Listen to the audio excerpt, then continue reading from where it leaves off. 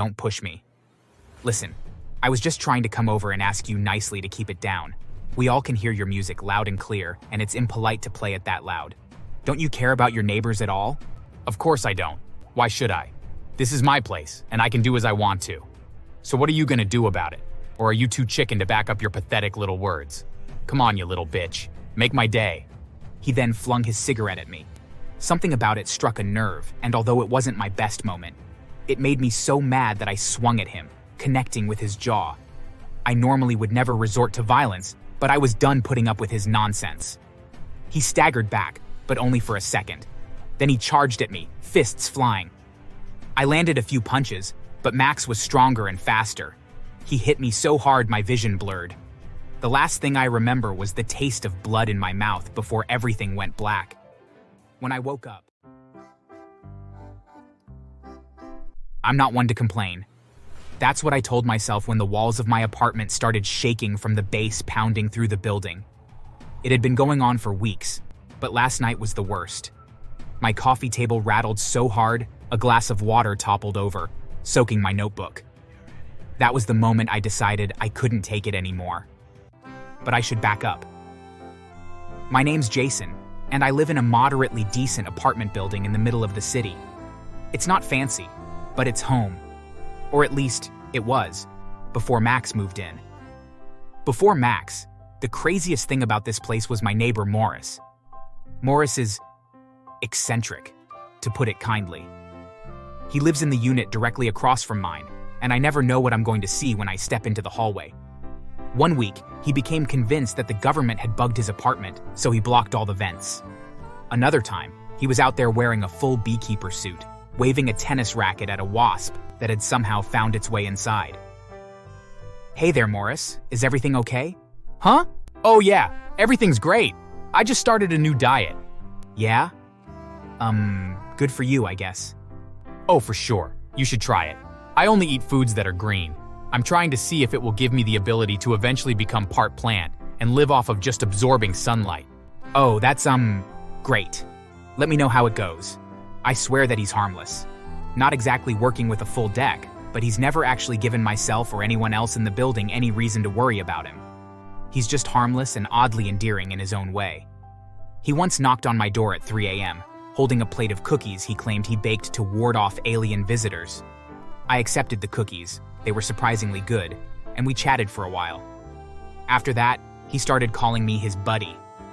As odd as he was quiet. All my neighbors were, which was quite amazing considering how many people lived in the building. Then Max moved in. And suddenly, things changed drastically. From the day he arrived, it was chaos. He cranked his music so loud it felt like the speakers were inside my skull. His friends came and went at all hours, double parking in assigned spots like they owned the place. Worst of all, Max was a chain smoker. The smell seeped into the walls and crept into my apartment, making it impossible to breathe without gagging. Even worse, Max kept snakes in his apartment and occasionally left his door wide open. The snakes would crawl into other apartments at night, causing people to panic and run out. Max would never apologize. He would simply retrieve the snake and go back to his apartment as if nothing had happened. More than a few of us in the building tried to write him letters and slip them under his front door, asking him to keep the music down and to stop smoking so much. But all that got us were dirty looks from Max, the man that lived across from Max. A man named Nolan tried to have a word with him, and a few days later, he found his car's windshield broken from someone throwing a brick through it. After that, no one dared to speak out against Max for fear of retribution. It made me so angry that someone so awful was given free rein to be terrible. I tried to ignore it. I really did. But one night, after a particularly long day at work, I came home, and Max was playing music so loud that my furniture was vibrating and moving around my apartment. I decided enough was enough. Angry and desperate for some peace and quiet, I knocked on Max's door, rehearsing what I would say. The door flew open, and there he was, a mountain of a man with tattoos running up his arms and a cigarette dangling from his lips. What do you want, you scrawny little turd? Hi, we haven't met yet, but I'm Jason. I live next door and what's your problem? Why are you bothering me? I'm busy. It's just the music. It's really loud. and the smoke is coming into my apartment. I was hoping you could.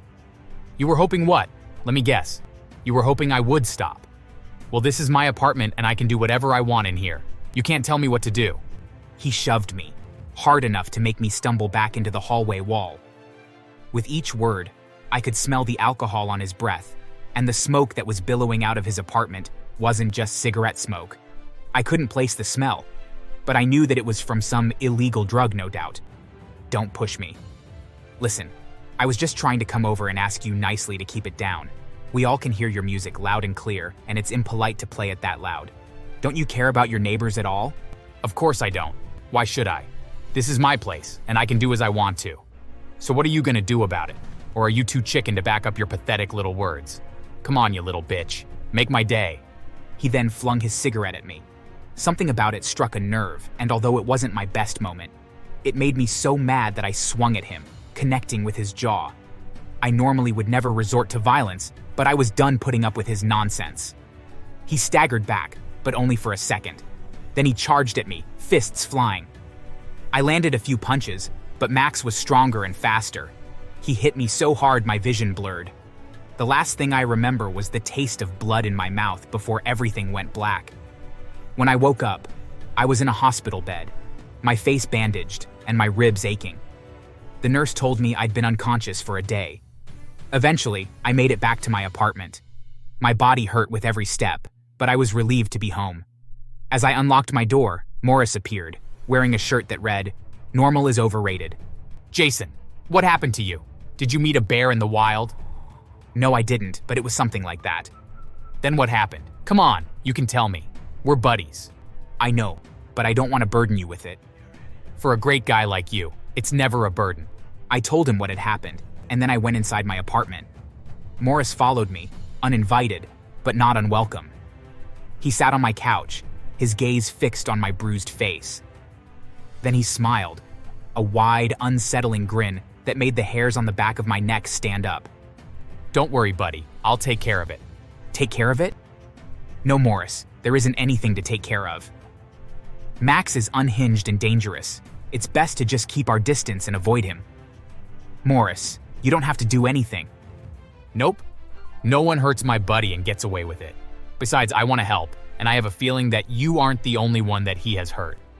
You've always been nice to me. You see me. Most people don't. This one's on me. I didn't know what to say, so I nodded, unsure if I should feel grateful or afraid. Over the next few days, things got weird. The police started showing up at Max's door almost daily. I heard rumors in the hallway, whispers about drugs and guns. Someone claimed Max was running a criminal operation out of his apartment, although I have no idea how they had heard such a thing. I mean, it wouldn't surprise me, but there wasn't proof of it. Max didn't take kindly to the police visits. He started being even angrier than usual and got into fights with two other tenants, one of whom ended up in the hospital. Whatever the police were saying to him, it was making him even more erratic and unhinged. The tension in the building was palpable, but strangely, Morris seemed unbothered. He hummed to himself in the hallway, greeting everyone with a cheerful, "Hello, neighbor."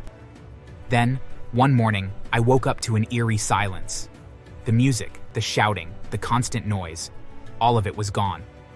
For the first time in weeks, the air in my apartment smelled clean and not like cigarette smoke.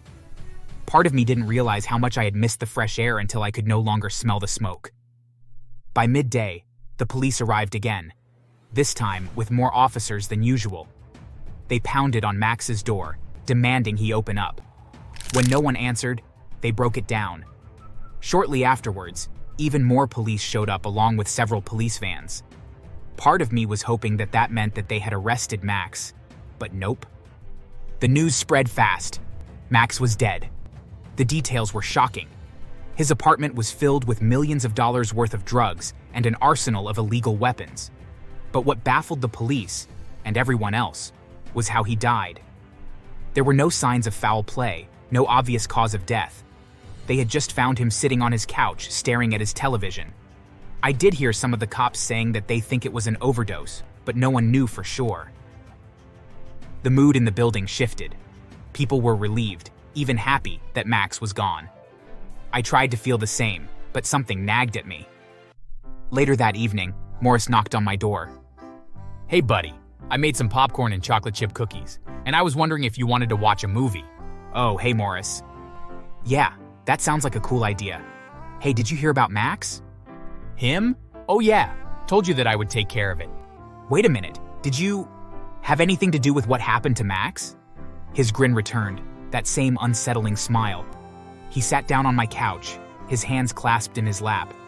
Jason, you've always treated me with respect. You listen to me, you talk to me, and you make me feel seen.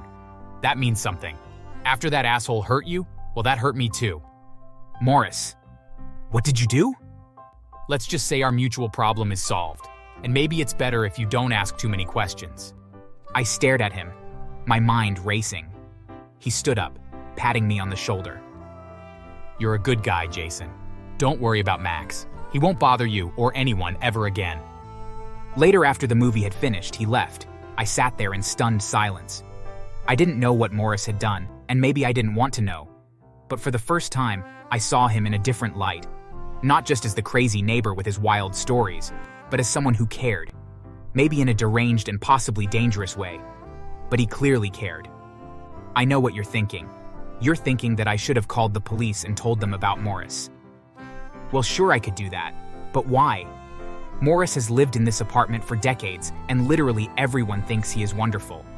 Odd, but someone with a big heart, and to my knowledge, the only person that he has ever hurt kind of deserved it. You can disagree with me, but I'm not really going to shed a tear for Max. I never asked Morris about Max again. Some things are better left unknown, but from that day forward, I made sure to always accept Morris's cookies and to listen to his stories, no matter how strange they were. Because if there's one thing I learned, it's that everyone needs a friend, even the eccentric ones. And sometimes, the eccentric ones make the best friends of all. What do you think Morris did to Max, guys?